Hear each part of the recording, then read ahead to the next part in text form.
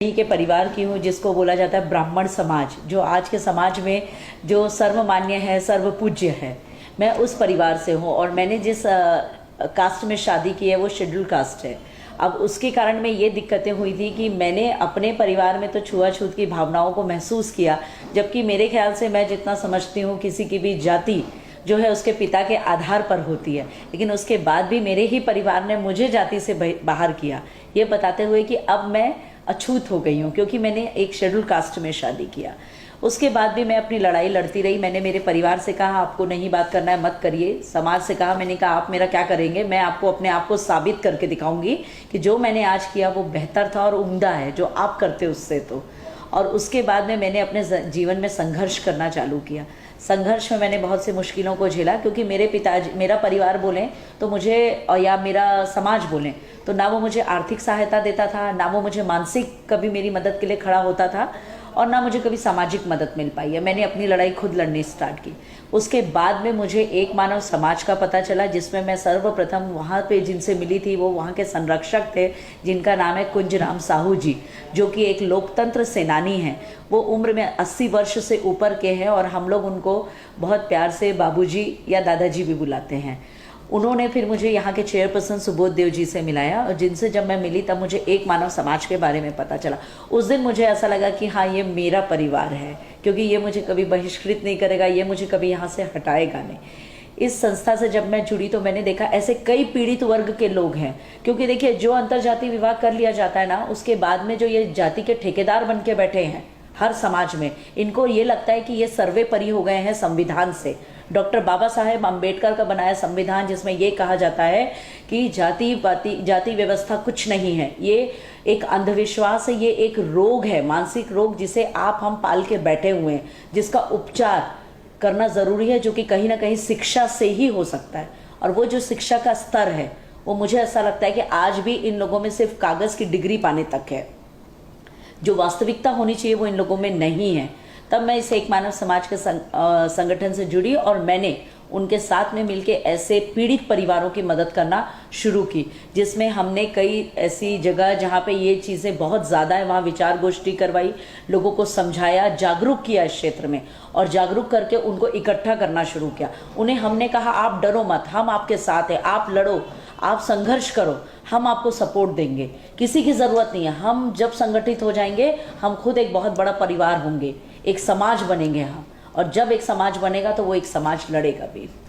एक मानव समाज जो है वो अंतरजातीय विवाह से पीड़ित, जिन्हें समाज पीड़ित करता है, उनके लिए तो उनके क्षेत्र में कार्य कर ही रही है कि अगर उन्होंने अंतरजातीय किया है तो इसमें सरकार की कुछ योजनाएं भी रहती हैं जो उन्हें मिलनी चाहिए, जिन्हें हम देखा जाए तो हंसी आती है उसके, अगर आंकड़ों की बात की जाए तो सरकारी योजनाएं मेरे ख्याल से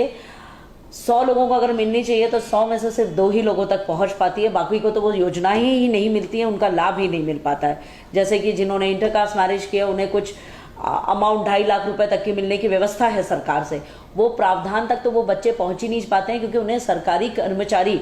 भ्रमित कर देते हैं ये बता बता के कि नहीं ये आपका ये पेपर नहीं है और वो पेपर नहीं है, ये दस्तावेज आप लोग दीजिए करके। ये एक अव्यवस्था है जिसपे एक मानव समाज काम करता है, उनको उनके अधिकार दिलाने के लिए। दूसरा, इस पे जो बाल विवाह, एक अंधविश्वास है कि हमारी बेटी, अगर कभी किसी को पता चल जाता है कि कोई लड़की जो है या कोई किसी से प्यार करती है और वो 18 साल होते ही बालिग होकर शादी कर लेगी, तो वहाँ वो लोग क्या करते हैं कि ये जब बच्ची बालिग नहीं होती है तभी उसकी शादी की व्यवस्था भी करवा देते हैं, शादी भी होने लग जाती है कई जगह पे। एक मानव समाज ने ऑब्जेक्शन उठा के उन शादियों को, उन विवाह को भी रुकाया है कि बाल विवाह है, ये भी कानून के खिलाफ है, इस पे भी एक मानव समाज काम करता है। एक मानव समाज आरटीई के तहत जो बच्चे, जैसे जिनके माता पिता ने अंतरजातीय विवाह कर लिया है, अब कर लिया है तो डेफिनेटली वो आर्थिक स्थिति से कमजोर हो गए, क्योंकि ना उन्हें ससुराल से सुख है ना उन्हें मायके से सुख है, कहीं से सुख नहीं है। वो लड़की तो बेचारी पिस गई, लेकिन वो एक माँ है,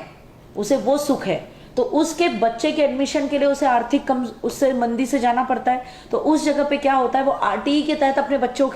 को स्कूल में एडमिशन करवाते हैं, लेकिन विडंबना देखिए हमारे भारत देश की कि वहां भी उसको कहीं ना कहीं पीड़ित होना पड़ता है, वहां भी उसके बच्चे को एडमिशन नहीं दिया जाता है क्योंकि उसके पास में पैसा नहीं है अपने बच्चे का एडमिशन करवाने के लिए। और स्कूल, बिल्कुल शिक्षण संस्थान जो आज की डेट में एक कमाई का जरिया बना हुआ है। हमारे राज्य में बोलें या भारत देश की बात करें, वहाँ पे आरटीई की भी कीमत कहीं नहीं की जाती है। और ऐसी सब कुरीतियों को ही लेके, जादू टोना के चलते कई जो प्रेम विवाह करना चाहते हैं या अंतरजातीय विवाह करना चाहते हैं, उन्हें जादू टोना झाड़ फूक किया जाता है ताकि वो उस लड़के को छोड़ के इनके समाज में अपने आप शादी करने तैयार हो जाए। वहाँ भी एक मानव समाज पहुँच जाता है और पहुँच के उन कुरीतियों के खिलाफ लड़ाई लड़ता है। उसके बाद में जिन्होंने अंतरजातीय विवाह किया, अगर उनके परिवार का कोई सदस्य मर जाता है, चूंकि वो समाज से बहिष्कृत है, तो उन्हें क्या किया जाता है कि आप जाके शमशान घाट में जला नहीं सकते। वहाँ रे विडंबना भारत देश की और छत्तीसगढ़ की कि मरे हुए व्यक्ति पे भी वहाँ राजनीति होती है। समाज के ठेकेदार वहाँ भी अपने आप को आके सर्वोपरि बताते हैं। वहाँ भी एक मानव समाज जाता है और जाके लड़ाई करता है कि आप कैसे नहीं करेंगे, हम उनसे लिखित में मांगते हैं। जब वो हमें लिखित में नहीं दे पाते हैं तो सरपंच या कथित समाज के ठेकेदार आते हैं और आके माफ़ी मांगते हैं और वहाँ पे उनका सारा जो दाह संस्कार की क्रिया है वो तब करवाई जाती है। ऐसी कई चीज़ें, किसी का पति मर जाए तो पति में जो भोग खिलाने की प्रथा है कि भाई आप हमें खाना खिलाइए,